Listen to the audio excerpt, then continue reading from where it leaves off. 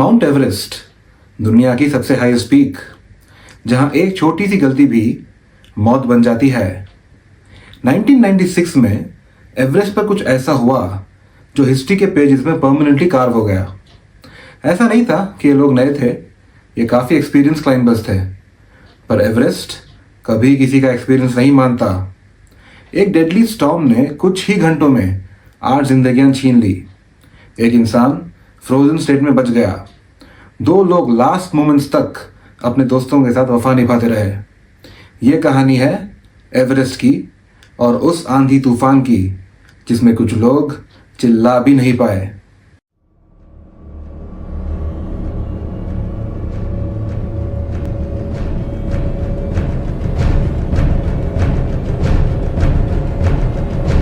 मई 1996 Everest base camp में energy high थी। Rob Hall, a legend in the climbing world, अपनी team को final instructions दे रहे थे। 39-year-old रॉब ने पहले भी क्लाइंट्स को सेफली सबमिट करवाया था।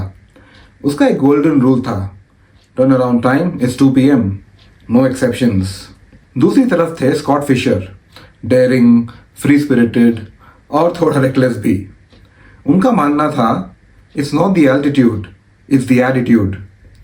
उसकी टीम में था नील बाइडलमैन, जिसका रोल बाद में हीरो बन गया।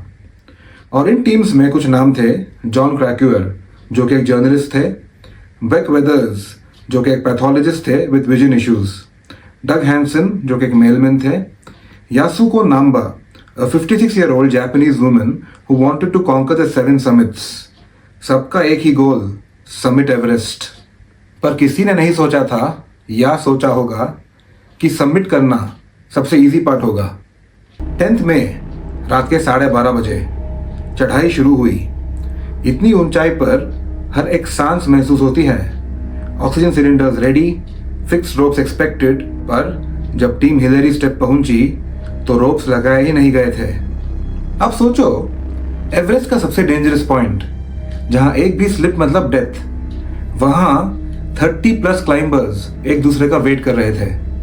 उस अल्टीट्यूड पे ब्रेन फॉग होता है, डिसीजन मेकिंग स्लो हो जाता है, हर एक मिनट क्रिटिकल होता है। क्लाइंबर्स समिट तो कर गए थे लेकिन काफ़ी लेट हो गया था। 2 PM के बाद भी समिट पुश चल रहा था और नीचे आसमान का रंग बदलने लगा।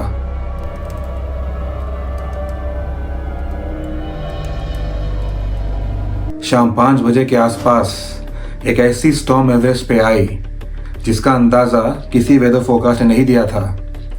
Usually before submitting, the team at the base camp checks for daily and hourly weather forecasts and plan the summit of the mountain accordingly. If the weather is good, then they go for the summit. If the weather is not good, then they postpone the climb to the summit to a later date when the weather is good. Visibility 0. Oxygen levels drop हो गए। Radio communication breakdown हो गया। Body freeze होने लगी। Climbers disoriented हो गए। जहां होना चाहिए था ऑर्गेनाइज्ड डिसेंड, वहां थी पैनिक, केओस और साइलेंस। रॉब हॉल ने डग हैंसन को अकेला छोड़ने से मना कर दिया। उसका ऑक्सीजन खत्म हो गया और वो रेडियो पे बेस कैंप से बोलता रहा, Doug has passed out, I am staying with him. Fischer जो कि एग्जॉस्टेड हो चुके थे, एक शेरपा के साथ रुक गए, बट ऑल्टीट्यूड सिकनेस ने उनका सारा सिस्टम शट कर दिया। एवरेस्ट पे उस दिन सिर्फ स्नो नहीं बरसा, एवरेस्ट ने इंसानियत की लॉयल्टी, स्ट्रेंथ और वीकनेस सबका टेस्ट ले लिया। सुबह होने तक 8 लोग या तो फ्रीज हो चुके थे या फिर उनकी लोकेशन कभी पता ही नहीं चली। रॉब हॉल जो south summit of mount Everest पे था, पहले तो बेस कैंप ने रॉब से बात की और उसके बाद जब रॉब को नीचे आने में चैलेंज हो रहा था क्योंकि वो स्टॉर्म में फंसा हुआ था, बेस कैंप ने फिर उसकी वाइफ जो कि उस टाइम प्रेग्नेंट थी उससे कॉल पे बात करता है। उसका वॉइस क्रैक होता है और वो बोलता है कि I am frozen, my feet are frozen. His wife tries her best to motivate him to get moving. However, Rob said this after that, I love you, over and out. There is another time where the team at the base camp patches a call to Rob's wife to speak with Rob, who is still at the south summit. But that's very emotional, understandably, as his wife was sobbing over the phone considering the situation Rob was in. Rob said, I'm so sorry. I love you. And that's it. There was no response from Rob after that, and he had passed away in that south summit of Everest. Yasuko Namba summit के just बाद गिर गई। Bake वेदर्स ने उसे कोल में पड़ा देखा, पर खुद की हालत ऐसी थी कि कुछ नहीं कर पाया। फिशर की डेथ की एग्जैक्ट मोमेंट कब हुई कोई नहीं जानता। शेरपा लोब्सांग कहते हैं ही जस्ट स्टॉप्ड। पर मिराकल था बेक वेदर्स का वापस आना। उसका चेहरा फ्रीज हो चुका था, हाथ यूजलेस थे फ्रॉस्टबाइट की वजह से। डॉक्टर्स ने कहा it's impossible he walked in that state, पर बेक ने एवरेस्ट का जवाब दिया ही वॉजंट रेडी टू डाई। तो गलती कहाँ थी? सब जगह। फिक्स रोप्स डीले हुआ, समिट टाइम ब्रीच हुआ, ऑक्सीजन सिलेंडर्स का मैलफंक्शन हुआ, और सबसे बड़ी ह्यूमन डिसीजन मेकिंग उस ऑल्टीट्यूड पे ऑलमोस्ट जीरो थी। कुछ लोग इमोशनल हो गए, कुछ लोग इनडिसाइसिव। स्कॉट फिशर रिपोर्टेडली हैलुसिनेट कर रहे थे, रॉब हॉल अपने प्रिंसिपल्स में फंसे रहे, and Everest just kept punishing. Mount Everest, the highest peak on Earth, is known for its perilous conditions. In 1996, during a disastrous expedition known as the 1996 Everest disaster, climber Beck Weathers found himself stranded in a severe storm at high altitude in the death zone. Left for dead by his fellow climbers, Weathers endured extreme cold and severe frostbite. The miracle. After spending nearly 15 hours in freezing conditions, Weathers somehow found the strength to stagger back to camp. He was eventually rescued, though he lost his nose, right hand, and parts of both feet to frostbite. Weathers' incredible story of survival against the most extreme conditions was later depicted in the film Everest. आज भी south base camp पर उन climbers के memorial stones लगे हैं, जहां नाम लिखे हैं और उनके पीछे कहानियां। एवरेस्ट हर साल हजारों लोगों को बुलाता है, पर यह ट्रेजेडी याद दिलाती है कि नेचर के अगेंस्ट कभी ओवर कॉन्फिडेंस नहीं चलती। समिट से ज़्यादा ज़रूरी या इम्पॉर्टेंट होता है वापस आना। और भी ट्रेजेडीज हुई हैं माउंट एवरेस्ट पर, लाइक द 2015 नेपाल अर्थक्वेक, जिससे एवरेस्ट में अवलांच आया और काफ़ी सारी तबाही मचा दी। एंड और भी काफ़ी सारे ट्रेजेडीज हुई हैं अदर माउंटेन्स पर, लाइक जैसे कि the 2008 K2 disaster, 2014 Nepal snowstorm disaster that occurred at the Annapurna circuit, वगैरह वगैरह। Also, when we plan to summit these 8,000 plus meter peaks, we also have to watch out for crevasses on mountains, where you can easily slip into it and that's it, you die. There are very minimal chances of survival when you fall into a crevasse.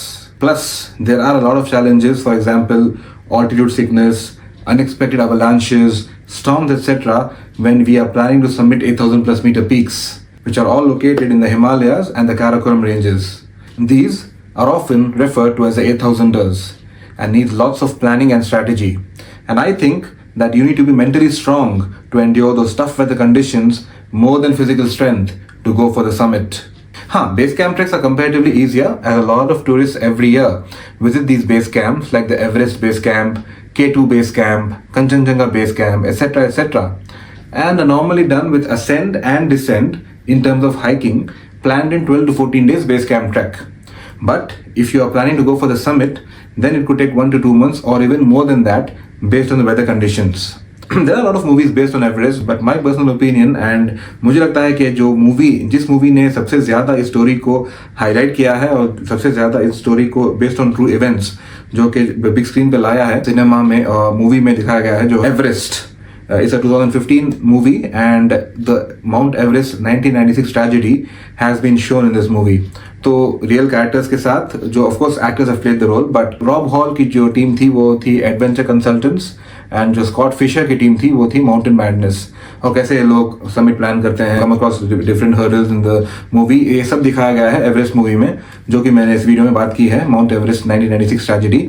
ये सब दिखाया गया है Everest movie में। I love the movie and my personal opinion is you should check the movie out if you haven't seen it, and it's one of the highly ranked movies in adventure, and because it covers this tragedy, thoda emotional bhi hai movie, so I recommend you check it out if you haven't seen the movie. If you've seen it, well done.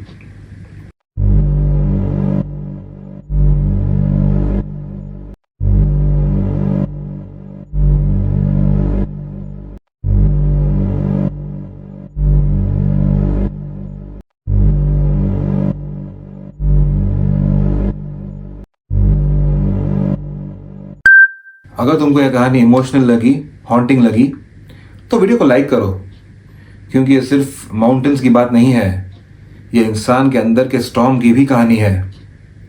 Since I upload true crime, mysteries and horror related videos, you can binge watch those videos on my channel, Dark Files with Syed Sufyan.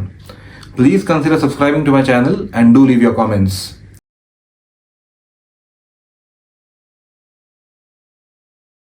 Any story or topic suggestions, if you or someone you know has experienced any real horror incident, अगर आपके साथ कभी कुछ real paranormal incident हुआ है, you can share your stories to me on my email ID. Along with that, also let me know if you want your name to be used in your story or if you want to stay anonymous. Anonymous यानी anonymity. अगर आप चाहते हो कि मैं आपका नाम नहीं यूज करूं आपकी स्टोरी में, I'll take or use a different name in your story. ठीक है? Aim is to get your story out to the world. You can also DM me on Instagram and Snapchat as well. अगली बार फिर मिलेंगे एक नए अंधेरे राज के साथ। Bye and take care.